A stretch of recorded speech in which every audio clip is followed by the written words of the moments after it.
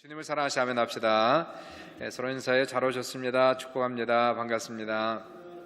아멘. 온라인으로 예배하는 모든 분들도 주의 이름으로 사랑합니다. 축복합니다. 같이 말씀 볼게요. 마태복음 5장 되겠습니다. 38절로 48절. 마태복음 5장 38절에서 48절까지 말씀이 되겠어요. 우리 같이 합독하도록 하겠습니다. 38절부터 시작. 또 눈은 눈으로 이는 이로 갚으라 했다는 것을 너희가 들었으나 나는 너희에게 이르노니 악한 자를 대적하지 말라. 누구든지 내 오른편 뺨을 치거든 왼편도 돌려대며 또 너를 고발하여 속옷을 가지고 오자 하는 자에게 겉옷까지도 가지게 하며 또 누구든지 너로 억지로 오리를 가게 하거든 그 사람과 십리를 동행하고 내게 구하는 자에게 주며 내게 꾸고자 하는 자에게 거절하지 말라. 또 내 이웃을 사랑하고 내 원수를 미워하라 하였다는 것을 너희가 들었으나 나는 너희에게 이르노니 너희 원수를 사랑하며 너희를 박해하는 자를 위하여 기도하라. 이같이 한즉 하늘에 계신 너희 아버지의 아들이 되리니 이는 하나님이 그 해를 악인과 선인에게 비추시며 비를 의로운 자와 불의한 자에게 내려 주심이라. 너희가 너희를 사랑하는 자를 사랑하면 무슨 상이 있으리요? 세리도 이같이 느냐? 또 너희가 너희 형제에게만 무난하면 남보다 더하는 것이 무엇이냐? 이방인들도 이같이 아니하느냐? 그러므로 하늘에 계신 너희 아버지 온전하신 것 같이 너희도 온전하라. 하나님과 같이 온전하라. 이게 제목이 되겠고요. 그래서 48절에 결론이죠. 그러므로는 5장 전체를 받고 있어요. 그러므로 하늘에 계신 너희 아버지 온전하신 것 같이 너희도 온전하라. 이렇게 명령을 주시고 있습니다. 마태복음 5장의 결론이 되겠죠. 온전한 율법을 주시면서 이 모든 율법을 지켜 너희도 온전해져라. 이렇게 말씀을 주시고 있어요. 온전하라는 것을 영어로 보니까 perfect가 되라는 얘기예요. perfect가 되라. 우리에게 perfect한 신자가 되라 말씀하셨습니다. 헬라어를 보니까 헬라어에는 텔레오스라는 단어를 쓰고 있습니다. 텔레오스는 텔로스라는 단어 아세요? 텔로스, 끝이라는 단어이거든요. 같은 의미를 가지고 있어요. 그래서 여기서 온전하라는 것은 끝, 완성, 그런 completion, the end, finish line 그런 얘기를 갖고 있습니다. 그러니까 다시 말해서 여기서 아버지 온전하신 것 같이 온전하라라고 하는 것은 5장의 너희 전체가 우리 신앙의 끝이 되어야 되는 것이고 목표가 되어야 되는 것이고 우리의 고지가 되어야 된다 이렇게 얘기를 하고 있는 겁니다. 신앙의 목표, 신앙의 고지를 향하여 우리가 분투하며 달려가라 그렇게 지금 얘기하고 있는 거죠. 크게 오늘 본문에서는 두 가지를 얘기하고 있는데 첫 번째는 폭력에 대항하지 말고 비폭력주의로 살아라 이렇게 얘기하고요. 더 나아가 원수를 사랑하라 이 두 가지를 말씀을 주시고 있습니다. 어떻게 이렇게 살 수가 있는가? 이거 가능한 것인가? 너무 비현실적이고 이상주의가 아닌가? 라고 사실은 어떤 사람들도 얘기합니다. 많은 철학자들이 또 니체 같은 사람 있지 않습니까? God is dead, 하나님이 죽었다라고 얘기했던 니체를 비롯한 이 사람들은 예수님을 비판하기를 예수는 비현실적인 이상주의자라고 비판하기를 서슴지 않았다는 것을 우리가 볼 수가 있게 되는 것이에요. 물론 이 말씀을 지키기는 상당히 어렵습니다. 대단히 어렵습니다. 그러나 절대로 불가능하지는 않습니다. 불가능하다면 하나님 예수님께서 이러한 말씀을 아예 주지도 않았을 것이라는 것이에요. 그러나 예수님은 이러한 말씀을 주셨고 더 나아가 명령하셨고 권고가 아닌 명령형으로 지금 나와 있고요. 더 나아가서 사도 바울도 예수님의 제자로서 동일한 말씀을 하고 있는 것을 볼 수가 있게 돼요. 여러분이 잘 아는 로마서 12장 보시면은 혹시 성경 있으면 찾아도 됩니다. 로마서 12장 14절 보시면은 아주 비슷한 말씀을 예수님이 산상수훈에서 하셨던 말씀들을 사도 바울도 얘기를 합니다. 12장 14절에 너희를 박해하는 자를 축복하라, 축복하고 저주하지 말라 이렇게 나와 있죠. 17절에 아무에게도 악을 악으로 갚지 말고 모든 사람 앞에서 선한 일을 도모하라. 14장 19절에 내 사랑하는 자들아 너희가 친히 원수를 갚지 말고 하나님의 진노하심에 맡기라 기록되었으되 원수 갚는 것이 내게 있으니 내가 갚으리라고 주께서 말씀하십니다. 내 원수가 줄이거든 먹이고 목마르거든 마시게 하라. 그리함으로 내가 숯불을 그 머리에 쌓아놓으리라 라고 얘기하면서 예수님과 사도 바울은 같은 맥락 속에서 이 말씀을 우리에게 주시고 있습니다. 그러므로 오늘 본문의 말씀은 어렵지만 불가능한 것은 아니다, 이렇게 우선 알고 있어야 돼요. 사실 단어가 텔레오스라는 단어가 신약성경에 여러 번 나오는데 사도 바울께서 골로새서 1장 28절 29절을 찾아보시면 거기도 텔레오스라는 단어가 나와요. 보실래요? 우리가 그를 전파하여, 골로새서 1장 28절 보시니까 이런 말씀이 있습니다. 우리가 그를 전파하여 각 사람을 권하고 모든 지혜로 각 사람을 가르침은 각 사람을 그리스도 안에서 완전한 자로 세우려 함이니 라고 한 완전한 자, 거기 나와요. 완전한 자로 세우려 함이니 이를 위하여 나도 내 속에서 능력으로 역사하신 이의 역사를 따라 힘을 다하여 수고하노라 라고 얘기하면서 사도 바울의 이 목회적 목표라고 할까요? 사역의 목표라고 할까요? 사도 바울이 얘기하는 것이 내가 사역하는 것은 그를 전파하여, 예수를 전파하여 각 사람을 권하고 모든 지혜로 각 사람을 가르침은, 왜 목회를 하고 설교를 하고 사역을 하고 하느냐는 얘기예요. 그 이유는 각 사람을 그리스도 안에서 완전한 자로 세우려 함이니 라고 얘기한 텔레오스라는 단어를 쓰고 있다는 거예요. 그러니까 목회적 목표도 사실상 제가 여기서 목회를 하고 있지만 목사로서의 목표는 성도들을 온전케 하는 텔레오스, 완전한 자로 세우는, 퍼펙트한 성도로 세우는 일이 설교의 목표, 그리고 가르치는 목표, 목표의 목표다, 이렇게 얘기할 수가 있게 됩니다. 그게 사람의 힘으로 될까요? 사도 바울은 그래서 이를 위하여 나도 내 속에서 능력으로 역사하신 이의 역사를 따라 힘을 다하여 수고하노라 라고 얘기하면서 사람의 힘으로 안 되기 때문에 성령의 능력을 따라, 성령의 도우심을 따라 나도 성령 안에서 힘을 다하여 최선을 다하고 노력한다, 그렇게 얘기하고 있어요. 온전한 자가 나옵니다. 그래서 신앙이 온전한 것을 얘기하고 있어요.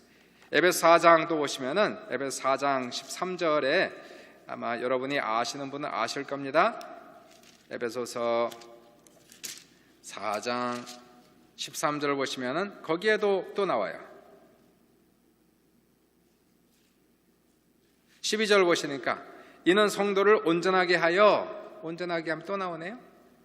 봉사를 하게 하며 그리스도의 몸을 세우려 하려 함이시라. 우리가 다 하나님의 아들을 믿는 것과 아는 일에 하나가 되어 온전한 사람을 이루어, 텔레오스, 온전한 사람을 이루어 그리스도의 장성한 분량이 충만한 데까지 이르리니 라고 얘기하면서 신앙의 성장, 성숙이 어디까지? 온전한 사람이 될 때까지 라고 하는 그 perfection, 그게 여기서 얘기하는 사도 바울이나 또 예수님께서 하시는 말씀이 우리 신앙의 목표, 그것이 바로 이 완전한 자가 되는 것이다 라고 얘기하고 있으니까 이건 그냥 이상주의를 얘기하는 것이 아니고 어렵지만 그러나 가능한 것이고 우리가 반드시 추구해야 하는 신앙의 목표다, 이렇게 얘기할 수가 있어요. 도전해야 되죠. 물론 이게 워낙 이게 고지가 높아서, 경지가 높아서 올라갈 길이 멀고 험하긴 합니다. 지금 나의 수준을 비교해 볼 때 바로 이 성경에서 얘기하는 이 고지가 너무너무 높아서 감히 쳐다볼 수도 없을 정도로 높죠. 그럼에도 불구하고 이 길은 우리가 가야만 하는, 예수님께서 마태복음에서 얘기하지만 좁은 길이다, 그래서 얘기하는 거예요. 100번 넘어지더라도 다시 일어나서 신앙의 완성을 향해서 나아가라, 이렇게 우리에게 도전과 격려를 하고 계십니다. 오늘 두 가지가 나오는데요. 첫 번째 뭐냐면 38절에 보세요. 너희가 이러이러한 말을 들었으나 난 너에게 이르노니, 두 가지가 나오고 있어요. 첫 번째 38절에 또 눈은 눈으로 이는 이로 갚으라 하였다는 것을 너희가 들었으나, 이 구약에 있는 말씀을 인용하고 있어요. 눈은 눈으로 이는 이로, 눈은 눈으로 이는 이로. 이것은 뭐냐면요, 보복에 대한 법입니다. 보복. 레위기 24장 보시면은 나와요. 성경 있으시면 찾으셔도 됩니다. 레위기 14장 보시면 19절이에요. 레위기, 세 번째 책이 레위기죠. 창세기, 출애굽기, 레위기 이렇게 나와요. 레위기 19장 19장이 아니고 24장 19절부터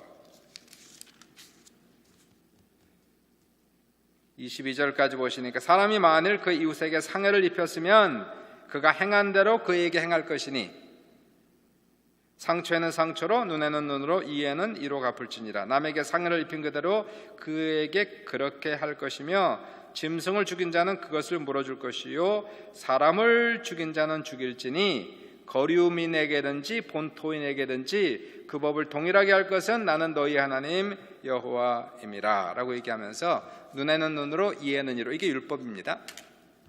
어쩌면은 형법이라고 얘기할 수 있어요. 형법. 어떤 죄의 경중에 따라서 처벌의 경중이 비슷해야 된다는 얘기 아니겠습니까?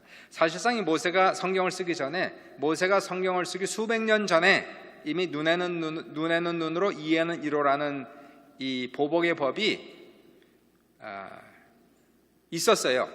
하무라비 법전이라고 기원전 18세기에 바벨론 왕인데 이 사람이 적은 하무라비 법전이 있습니다. 그게 돌에 새겨놓은 법전인데 그게 나중에 발견이 되죠. 발견되는데 엄청나게 많은 분량의 그러한 법령이 발견이 되는데 그 법전에도 이러한 말이 있어요. 이건 성경이 쓰여지기 400년, 300년, 400년 전에 쓰여진 겁니다. 만약 어떤 사람이 젠틀맨의 눈을 상하게 하면, 젠틀맨은 프리맨을 얘기하죠. 자유인, 그렇죠? 좀 이렇게 지위가 높은 사람. 만약 어떤 사람이 젠틀맨의 눈을 상하게 하면 그 사람의 눈을 상하게 할지라. 만일 평민의 눈을 상하게 하면 은 한 미나를 지불할지라. 만일 젠틀맨의 종의 눈을 상하게 하면 종값의 반을 지불할지라 라고 얘기하면서 비슷하긴 한데요, 하무라비 법전에 의하면 모든 사람을 동등하게 취급하지 않습니다. 젠틀맨, 그리고 평민, 그리고 종, 이렇게 해서 각 사람에 대한 법이 조금씩 틀리고 있는 것을 볼 수가 있게 돼요. 그런데 성경은 어떻게 얘기하고 있느냐 하면은 거류민이든지 본토인에게든지 그 법을 동일하게 하라라고 얘기하면서 성경은 모든 사람들 동등하게 취급할 것을 얘기하고 있어요. Justice, 그렇죠? 하나님의 공의는 사람의 성별과 고유에 관계없이 동일하게 적용돼야 된다라고 성경은 그렇게 얘기하고 있습니다. 그러니까 상당히 율법이라고 하는 구약은 그 당시에 고대 시대에 굉장히 최고의 법이었어요. 어떠한 법에도 비교할 수 없었던 하나님의 공의가 나타난 그러한 법이었다는 것을 볼 수가 있게 됩니다. 이 법의 의미는 뭐냐면요, 이거는 형법인데요, 아까도 얘기했지만은 이것은 죄의 경중에 따라서 걸맞는 처벌을 하라는 거죠. 이게 재판소에 가서 재판을 받고 유죄 판결을 받으면 그 다음에 선고가 나오지 않습니까? 그렇죠? 그러면 선고할 때 재판장은 그 죄의 경중에 따라서 걸맞는 처벌을 해야 된다는 거예요. 죄에 비해서 처벌이 너무 약해도 안 되겠죠. 예를 들어 살인을 했는데 살인을 하면 사형을 시키든지 아니면 최소한 25년 이상 무기징역을 살게 해야 될 거 아니겠습니까? 경중에 맞게끔. 그러나 또 다른 측면에 있어서 죄의 경중에 비해 과잉 처벌도 안 된다는 거예요. 도둑질하다 들키면 2배를 갚게 한다, 그거는 말이 되지만 도둑질하다 걸리면은 손을 자른다, 이건 좀 과잉 처벌이란 얘기죠. 과잉 처벌이다라고 얘기할 수가 있는 거예요. 근데 예수님 오늘 본문에서 너희가 이런 말 듣지 않았느냐, 이것이 바로 그 당시에 있었던 이스라엘의 도덕법이 아니라 그 당시 이스라엘의 형사법이었습니다. 잡히면 이 율법에 나온 대로 형사처벌을 그렇게 받게끔 돼 있었다는 거예요. 근데 예수님께서는 이 율법의 말씀을 인용하시면서 너희가 이런 말을 들었으면 나는 너희에게 이르노니 라고 그렇게 말씀을 주시고 있는 것이, 뭐라고 얘기합니까? 나는 너희에게 이르노니 악한 자를 대적하지 말라, 누구든지 내 오른편 뺨을 치거든 왼편도 돌려대라, 그렇게 얘기하면서 과잉 처벌 또는 과잉 보복이 아니라 아예 보복할 생각을 하지 말라, 이렇게 얘기하는 거예요. 악한 사람이 악한 의도로 어떠한 손해를 입혔을 때에 아예 보복할 생각을 하지 말라. 구약은 악은 악으로, 폭력은 폭력으로, 칼은 칼로, 이거 아니겠어요? 근데 그렇게 하지 말라는 얘기죠. 악을 악으로 갚지 말고 폭력을 폭력으로 대항하지 말며 칼을 칼로 맞서지 말고 상대방이 욕한다고 욕하지 말며 상대방이 너에게 상처를 주었다고 거꾸로 상처를 주지 말라. 이러한 내용을 지금 얘기하는 거예요. break even, 그런 말 많이 있어요. break even, make even, 또이 반반, 뭐 이런 거 아니겠습니까? 네가 나에게 한 번 밥 사줬으면 나도 한 번 밥 사주고. 계산이 너무 정확해요, 그렇죠? 계산이 확실해야죠. 그러니까 예수님의 이 가르침은 여기서 뭘 얘기하고 있느냐 하면 완전 비폭력주의를 지금 얘기하는 거예요.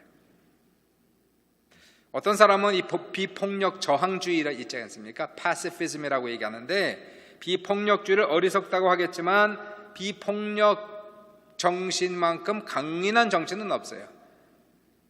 폭력을 폭력으로 맞서는 것은 자연적인 겁니다. 얼마든지 누구든지 할 수 있는 것이지만은 폭력을 비폭력으로 맞서는 것은 이거는 웬만한 사람은 할 수 없는, 웬만한 경지에 오른 신앙을 갖지 않고서는 도저히 할 수 없는 것이 비폭력주의라는 거예요. 신앙이 온전해진 사람만이 할 수 있는 것이 비폭력 저항주의다. 이 비폭력 저항입니다. 비폭력 저항. 무저항이 아니라 저항을 아예 안 하는 게 아니라 비폭력으로 저항하는. 마치 우리 한국의 1919년 3.1운동이 완전 비폭력 저항운동이었잖아요. 그죠? 저항인데 총칼 앞에서 태극기만 들고 대한민국을 외친 것을 비폭력 저항주의 이렇게 얘기하거든요. 사실 3.1운동은 완전 기독교 운동이었습니다. 그 당시에 기독교인들이 모여서 일구어낸 기독교 정신이 완전히 묻혀있는 그러한 운동이 3.1운동, 비폭력 저항 운동이었어요. 그런데 예수님께서는 비폭력주의만을 얘기한 것이 아니라 한 걸음 더 나가요. 이게 거기서 끝나는 것이 아니고 반대로 이 악한 사람들에게 비폭력으로 가지 말 이 정도가 아니라요. 아예 이 사람들에게 한 걸음 더 나가서 베풀라 이렇게 얘기하는 거예요. 39절에 나는 너에게로는 악한 자를 대적하지 말라. 누구든지 내 오른편 뺨이 얽히거든 왼편도 돌려대며 너를 고발하여 속옷을 가지고자 하는 자에게 겉옷까지도 가지게 하며 누구든지 너를 억지로 우리를 가게 하거든 그 사람과 심리를 동행하고 내게 구하는 자에게 주며 내게 꾸고자 하는 자에게 거절하지 말라 라고 우리에게 그렇게 명령을 주십니다. 왜 이렇게 힘들게 살아야 됩니까? 예수 믿는 게 이렇게 힘들어서요. 어떻게 예수 믿겠습니까? 쉽지 않죠? 예수 믿는 건 쉬운데 제대로 믿는 건 정말 어려운 것 같아요. 정말 제대로 신앙생활하는 것은 어렵습니다. 자, 그럼에도 불구하고 왜 이렇게 살아야 하는가? 신앙은 자기와의 싸움이에요. 신앙은 누구와 경쟁하는 게 아니라 신앙은 나와의 경쟁입니다. 내가 스스로 목표를 세워놓고 그 목표를 위해서 달려가는 거예요. 누구하고 경쟁할 필요 없어요. 누구를 대상으로 나 저 사람을 따라 먹어야 되겠다, 저 사람을 이겨야 되겠다, 이런 거 전혀 필요 없습니다. 하나님 앞에서 신앙 양심을 두고 내 인생의 목표를 잡고 신앙의 목표를 잡고 자기와의 싸움, 자기와의 경쟁, 자기와의 투쟁 이루면서 가는 게 신앙이라는 것이에요. 과연 내가 얼마나 신앙이 자라가고 있는가를 늘 중간평가를 해줘야 된다는 것이, 그런 차원에서 오늘 본문 말씀은 참으로 어려운 말씀이긴 하지만 너무나 중요한 것이, 신앙이라고 하는 것이 자기와의 싸움이고 자기와의 경쟁이라고 한다면 목표가 있어야 될 거 아니에요. 목표를 두고 경쟁하는 거 아니에요. 그 목표가 뭐냐는 얘기예요. 우리 신앙생활 속에서 목표는 무엇이냐? 오늘 본문에 그러므로 하늘에 계신 너희 아버지 온전하신 것 같이 너희도 온전하라. 그것이 우리의 신앙생활의 목표, 이렇게 잡고 있는 거예요. 목표가 없으면 적당히 살아가요.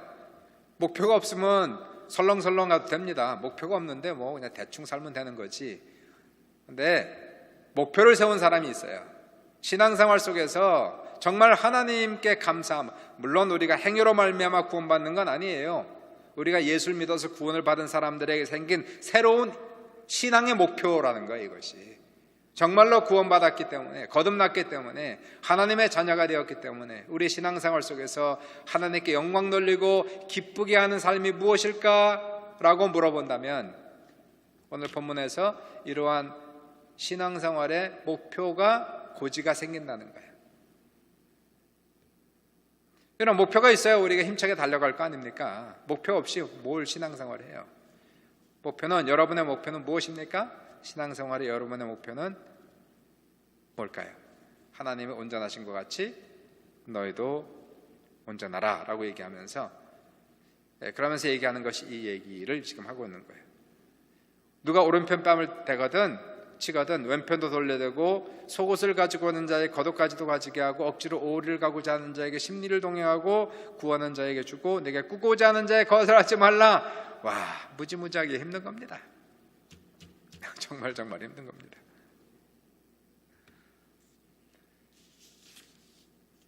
올라가는 길은 쉬운 길은 없는 거예요. 그죠? 마라톤을 뛰는데 꽤 쉽습니까? 올라가는 길이 어디 쉽습니까? 좁은 길이 어디 쉽습니까? 신앙도 역시 마찬가지. 그러나 우리에게 인생에 하나님께서 우리에게 이러한 신앙의 목표를 주셨다는 것이 얼마나 감사해요. 설사 올라가다가 이 길을 가다가 수십 번 넘어져도 여전히 우리는 일어나 그 목표를 향하여 다시 먼지를 털고 다시 고지를 향하여 또 달려가는 거예요. 신학적으로는 이것을 성화다 그렇게 얘기를 하는데요, 성화의 단계를 지금 걸어가고 있는 거죠. 그래서 우리가 이렇게 살아가는 거예요. 목표가 생겼기 때문에 이러한 목표를 향해서 오늘도 나의 몸을 쳐서 복종시키며 끊임없이 이렇게 달려갑니다. 두 번째는 왜 이렇게 살아야 됩니까? 악한 자들에게 이 악한 자들 대적하지 말라 라고 얘기하면, 누구든지 오른편 뺨을 치거든 왼편도 돌려대며 악한 자들에게 예수 그리스도의 선한 증인이 되기 위하여 그렇게 합니다. 같이 욕하고 같이 싸우고 같이 헐뜯으면 무슨 예수 증거를 해요? 그놈이 그놈이지. 예수 믿는 거 빼고는 다 똑같은 거 아니겠어요? 아니, 예수를 믿으면 뭔가가 변해야 될 거 아니에요? 예수를 믿으면 뭔가가 달라져야 될 거 아닙니까? 예수를 믿으면 뭔가 세상 사람들과 다른 신비로운 모습이 있어야 될 거 아닙니까? 거듭났다고 하는데, 성령 받았다고 하는데, 같이 열받고 같이 혈기내고 같이 싸우고 같이 욕하고, 이거는 별로 예수 그리스도의 선한 증거가 결코 될 수가 없다는 거예요. 우리가 정말로 예수 믿고 거듭나고 성령 받았다면 일반 사람들과의 반응과는 뭔가 달라야 되는데, 폭력은 폭력, 이는 이, 눈은 눈, 이거는 세상 사람들의 일반적인 그러한 거예요. 그렇게 가는 겁니다. 우리도 그렇게 간다면 우리는 별반 차이가 없다는 거죠. 베드로전 3장 15절 보시니까 거기에 너희 마음에 예수 그리스도를 주로 삼아 주님으로 삼아 거룩하게 하고, 너희 속에 있는 소망에 관한 이유를 묻는 자들, 너희 속에 있는 소망에 관한 이유를 묻는 자들, 이 사람들에게 대답할 것을 항상 준비하되 온유와 두려움으로 하라 이렇게 얘기하고 있어요. 사람들이 우리에게 묻는데요, 아니 너희 속에 있는 소망에 관한 이유를 묻는 자들, 왜 물을까요? 왜 너희는 그렇게 사니? 이렇게 묻는다는 거예요. 세상 사람들은 이렇게 사는데 너희는 왜 그렇게 사니? 라고 물어볼 때에 우리는 이만저만해서 이렇게 삽니다 라고 얘기할 것을 준비하라 이렇게 얘기하고 있는 거예요. 그러니까 사람들 앞에 증거하기 전에 증인이 돼야 되는 거 아니겠어요? 나 신앙에 대해 묻는 사람들에게 나 변화된 삶을 보여주면서 예수를 믿었더니, 예수를 믿고 나서 나에게 새로운 인생의 목표가 생겼습니다. 예수를 믿고 나서 나는 변화를 받았습니다. 나 옛사람은 죽었습니다. 나는 새 사람이 되었습니다 라고 우리의 삶을 증거해야 된다는 거예요. 멀리 갈 필요 없습니다. 먼저 가정에서 시작하면 좋겠죠? 가정에서 멀리 있는 사람들이 아니라 가정에서도 이러한 브레이크 이븐 하는 거 말고요, 하나 줬으니까 하나 빼고 이런 거 말고요, 오른편 뺨을 치거든 왼편도 돌려대고, 때로는 서로 부부간에서 서로 싸울 수 있지 않습니까? 저 사람 욕한다고 나도 욕하고, 저 사람 소리 지르면 나도 소리 지르고, 그러면은 이거 그놈이 그 사람이 그 사람 아니겠어요? 예수 믿는 가정이나 안 믿는 가정이나 다 똑같으면 뭐가 되겠습니까? 억지로 오리를 가게 하면 심리를 동행하고, 억지로 뭘 시키면 그 이상 하라는 거예요. 그 이상 하라.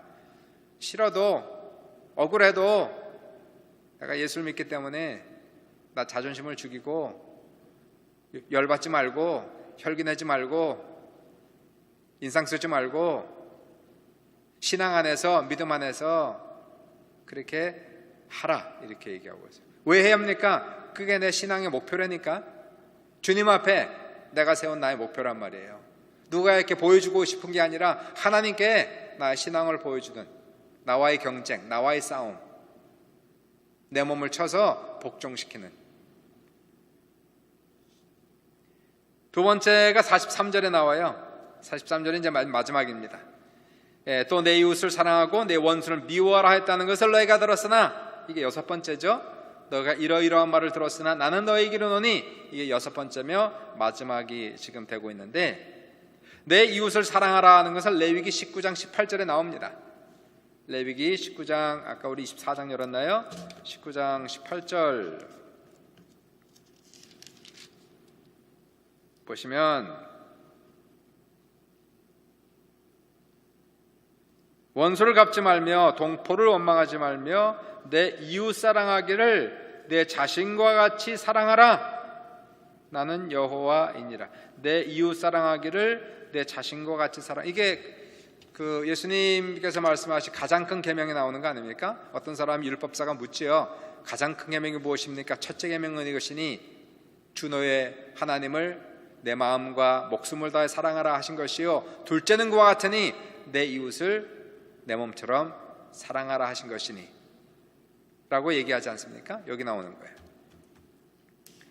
근데 사실 성경에 내 원수를 미워하라는 것은 안 나와 있어요. 근데 예수님이 내 이웃을 사랑하고 원수를 미워하라 하였다는 것을 너희가 들었으나, 이건 또 뭡니까? 이웃을 사랑하라 하는 것은 레위기 19장 18절에 나오는데, 내 원수를 미워하라는 말씀은 성경 어디를 찾아도 하나님께서 원수를 미워하라는 말은 한 적이 없어요. 한 적이 없어.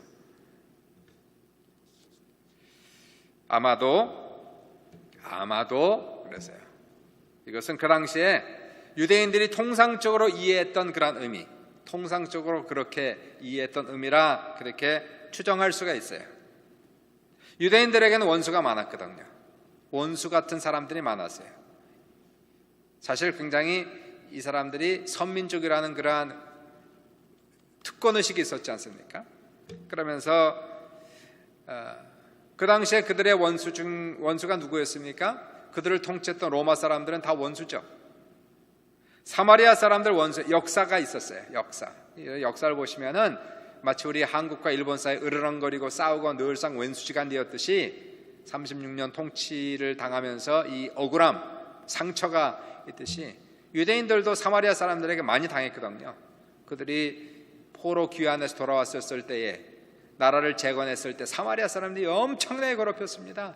성전 건축하는 거 괴롭히고, 성벽 건축하는 거 괴롭히고, 방해하고, 하여튼 뭔가 못한 짓을 다 해가지고 유대인과 사마리아 사람들은 수백 년 동안 원수지간이었어요. 얼마나 원수지간이었냐면은, 예루살렘에서 저 멀리 갈릴리까지 가려면 사마리아를 지나가야 되는데 보기 싫어서 안 지나갔다니까, 돌아갔다니까요. 그 정도로 원수지간이었어요. 악수도 하지 아니하고 말도 하지 않고 결코 그 사람들하고는 대화를 섞지 않은 사람들이 사마리아 사람들이었어요. 그러니까 얼마나 놀랬겠어요. 사마리아 여인이 요한복음 4장에서 예수님께서 우물가에 앉아있다가 사마리아 여인이 난 12시에 물을 길러 오는지라, 예수님께서 여자여 내게 물 좀 달라 그랬죠. 얼마나 놀랐을까요? 유대인이, 남자가, 그것도 랍비가 사마리아 사람에게 말을 걸었단 말이에요. 자, 그래서 이 사람들은 그런 원수들이 많이 있었으니까 어쩌면 자기 정당화를 시켰던 것 같아요.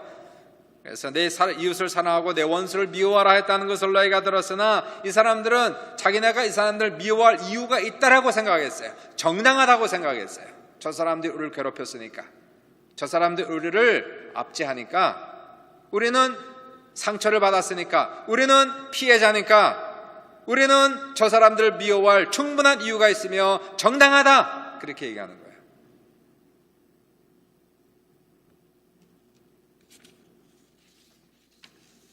그러나 성경에는 어디를 찾아봐도, 눈을 씻고 찾아봐도 원수를 미워라는 말은 단 한 구절도 없어요. 아무리 그 사람이 나에게 손을 입히고 상처를 주었다 할지라도 우리는 그 원수를 미워할 권리가 없어요. 성경적 근거가 없어요. 단 한 구절도. 하나님께서는 어떠한 이유에서든지 어떠한 누구도 미워하는 것을 허락하지 않으셨다는 거예요. 그러니까 원수를 미워하지 말라 이거죠. 근데 한 걸음 더 나가는 겁니다. 여기서 예수님은 꼭 여기서 한 걸음을 더 나가는 거예요. 율법을 완성시키는 거잖아요. 지금 율법을 완성시키니까 완전한 율법을 주시는 거예요. 완전한 율법. 44절에 이게 이제 율법의 완성이 여기서 나오는 겁니다. 나는 너에게 이르노니 너희 원수를 사랑하며 너희를 박해하는 자를 위하여 원수를 사랑하며, 이게 원수를 이게 바로 신앙의 텔레오스, 신앙의 끝, 신앙의 완성, 그게 원수 사랑이에요.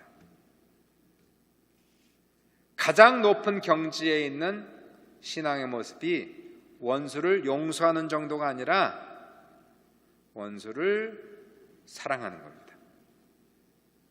하나님이 원수를 사랑하사, 죄인을 사랑하사 독생자 아들 예수 그리스도를 주셨기 때문에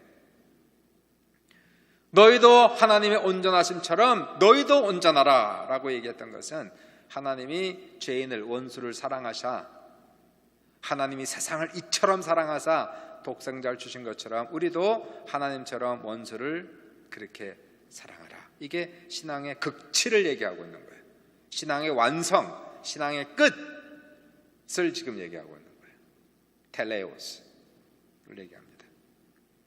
불가능하게 느껴지지만 완전 불가능은 아니에요. 불가능하다면 예수님께서 이 명령을 주시지 않았겠죠.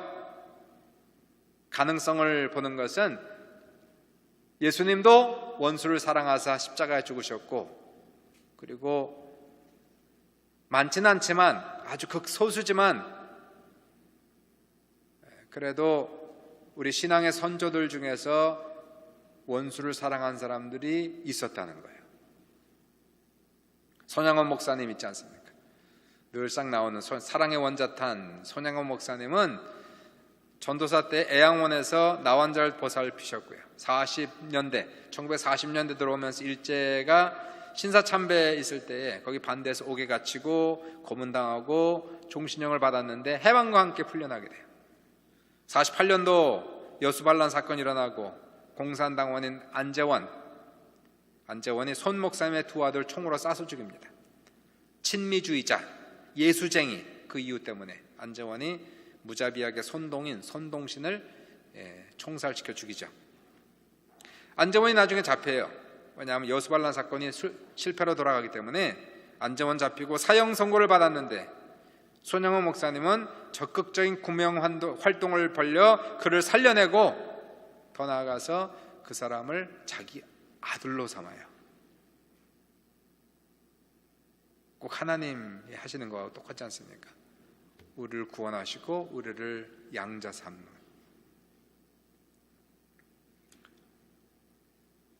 참 아이러니한 게 이 안재원 씨는 그런 은혜에도 불구하고 신앙생활을 제대로 하지 않습니다. 아마 한국에서 가장 존경받는 목사님의 아들을 죽였다는 죄책감, 그리고 수많은 사람들의 시선이 너무 따갑고 어려웠을 것 같아요. 이 사람은 굉장히 방황합니다. 안재원. 그러다가 1979년도에 안재원이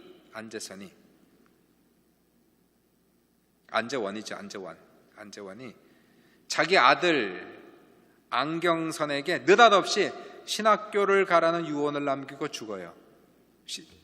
본인은 신앙에서 단 한 번도 그런 얘기를 하지 않다가 자기 아들한테 바로 죽기 직전에 너 신학교 가라 그러고 죽어요.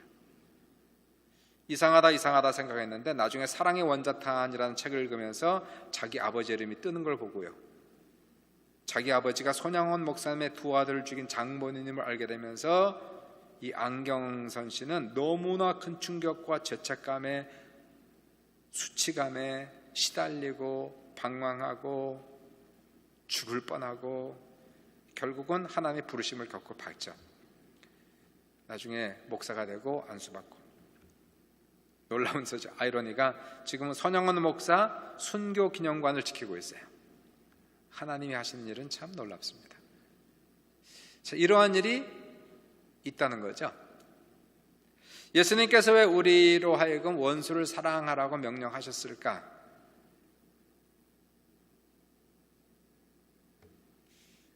현재 저는 못할 것 같아요. 현재 나는 못할 것 같아요. 만약에 어떠한 사건이 정말로 어떤 원수가 있다면 그 사람을 용서까지는 할 수 있는데요, 그 사람을 사랑하는 거는 내 수준으로 봐서는 안 될 것 같아요. 근데 해래요. 그게 이제 신앙의 극치입니다. 우리가 얘기하는 신앙의 끝, 신앙의 완성을 지금 얘기하는 거예요. 근데 왜 원수를 사랑해야 하느냐? 45절에 46절 40, 이같이 한즉 하늘에 계신 내 아버지 아들이 되리니 하나님이 그 해를 악인과 선인에게 비추시며 비를 의로운 자와 불의한 자에게 내려주십니다. 너희가 너희를 사랑하는 자를 사랑하면 무슨 상이 있으리요? 세리도 이같이 아니하느냐? 또 너희가 너희 형제에게만 무난하면 남보다 더하는 것이 무엇이냐? 이방인들도 이같이 아니하느냐? 원수 사랑은, 저는 이 말씀 속에서 원수 사랑은 가능하긴 하겠다. 왜냐하면 우리가 하나님의 자녀니까, 하나님의 DNA가 우리 안에 흐르고 있으니까, 하나님이 원수를 사랑하사 독생자를 주셨기 때문에 우리가 그 피를 받아서 우리가 하나님의 자녀가 되었고 하나님의 씨가 내 속에 있다면 원수를 사랑하는 것은 가능은 하겠다. 거기까진 가겠어요. 거기까지. 하나님의 자녀가 되지 않는 사람은 이거는 불가능입니다. 하나님의 자녀가 된 사람은 그래도 가능성은 가지고 간다는 거예요.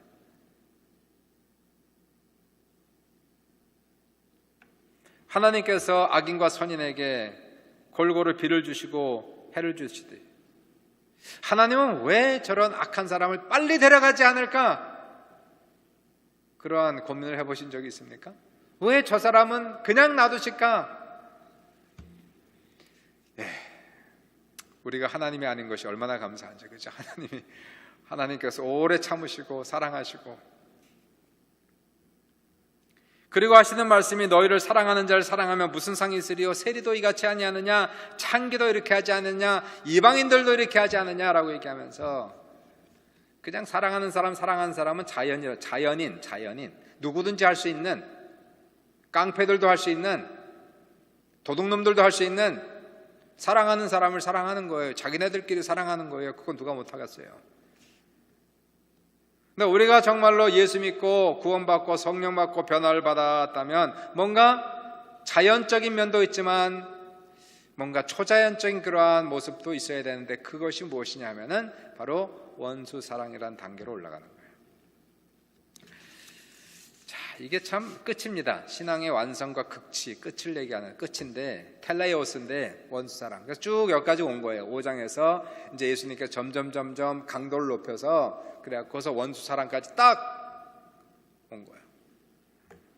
이게 가능할까? 가능하긴 하죠. 여러분이나 나나 아직은 뭐 그 경제 반도, 아니 3분의 1도 미치지 못했다 할지라도 가능성은 보고 우리는 신앙의 목표는 거기다, 이거는 잡고 가야 되는 거예요.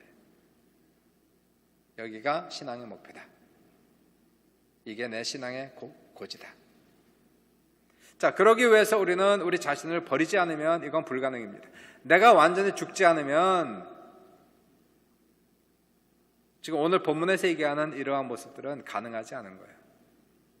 갈라디아서 2장 20절에 내가 그리스도와 함께 십자가에 못 박혔나니 그런즉 이제는 내가 사는 것이 아니요 오직 내 안에 그리스도께서 사시는 것이라.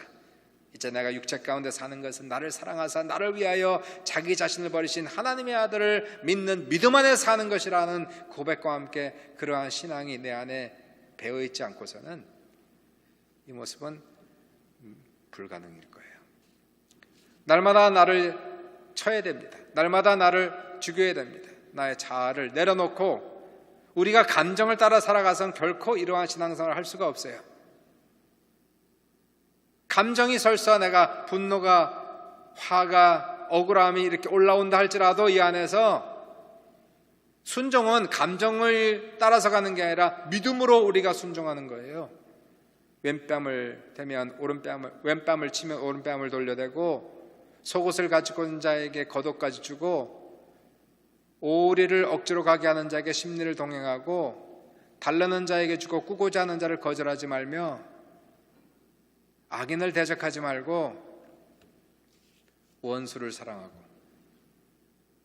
성령으로 충만하고 믿음으로 순종하는 자에게만 이것이 가능하지 않겠습니까? 신앙생활을 정말 제대로 하지 않고서는 이것은 불가능한 일이고요. 그러나 우리에게는 한 가지 고지가 있어요. 신앙생활은 경주예요, 경주.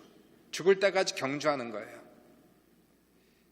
저 온전한 그러한 모습이 될 때까지 나 자신을 쳐서 복종시키며 주님의 말씀으로 살아가고 성령으로 살아가면서 어찌하든지 주님께서 말씀하신 여기에 100점까지는 아직까지 도달하지 못했다 할지라도 우리의 신앙의 수준이 해가 갈수록 점점 높아져야 된다는 거예요. 오늘 본문 말씀에서 우리에게 주시는 이 챌린지가 있습니다. 그러므로 하늘에 계신 너희 아버지 온전하신 것 같이 너희도 온전하라 라고 하는 것은 우리에게 엄청난 도전이에요. 감사해요. 우리에게 이러한 목표를 주신 것이, 인생의 목표가 생긴 겁니다. 여기가 고지구나. 거기까지 달려가자. 사랑하는 여러분, 우리가 신앙생활을 하면서 결코 정체된 신앙생활을 하지 맙시다. 우리의 나이가 몇 살에 왔는지 관계없이 우리의 신앙만큼은 결코 매년 그 자리가 그 자리인 것이 아니라 우리 자신을 치고 죽이고 변화시켜서 주님이 원하시는 그러한 모습으로 한 걸음 한 걸음 달려갈 수 있는 우리 모두가 될 수 있기를 주님의 이름으로 축원합니다.